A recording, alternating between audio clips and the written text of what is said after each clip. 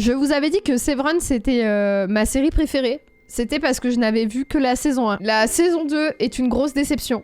Voilà. Sans spoiler, juste la thématique principale de Severance, c'est qu'est-ce qu'on est prêt à abandonner de nous-mêmes pour le travail. Et ce que j'ai adoré dans la première saison de Severance, c'est que ça posait plein de questions sur ce que c'est que le monde de l'entreprise. Et que c'était ultra critique du monde de l'entreprise, la saison 1.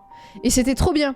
Parce que en tirant un fil jusqu'au bout, en allant dans la SF jusqu'au bout, au bout de l'idée, ça te permettait de remettre en question ton rapport au travail. Et la saison 2, eh ben, c'est une série télé, quoi. Il n'y a plus de montée en généralité, on se concentre sur la vie des persos. Chacun, ils ont leur vie amoureuse. Et j'en ai rien à battre. Après, voilà, c'est aussi parce que moi, dans les séries télé, quand il y a des relations amoureuses, ça me fait chier. Dans la saison 1, c'était hyper bien fait. Dans la saison 2, j'étais en mode... ok.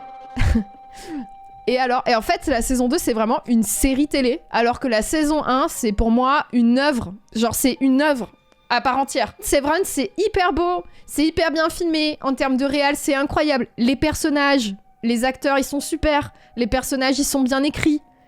Mais en fait, on va pas au bout des idées. Il y a plein de moments où je me dis, là, ils vont en faire quelque chose de ça, là. Là, le manager qui prend la place de l'autre ou pas. Les hiérarchies internes, ils vont en faire quelque chose. Les patrons, ils vont en faire quelque chose. Non. Il y a des idées qui vont pas jusqu'au bout et qui me frustrent énormément dans la saison 2. Le monde de l'entreprise ne devient plus qu'un décor. C'est un décor dans lequel on fait vivre des petits personnages dont eux, on va suivre l'histoire. Et voilà, je suis trop triste. Je suis abattue, voilà, je peux vous le dire, je suis abattue.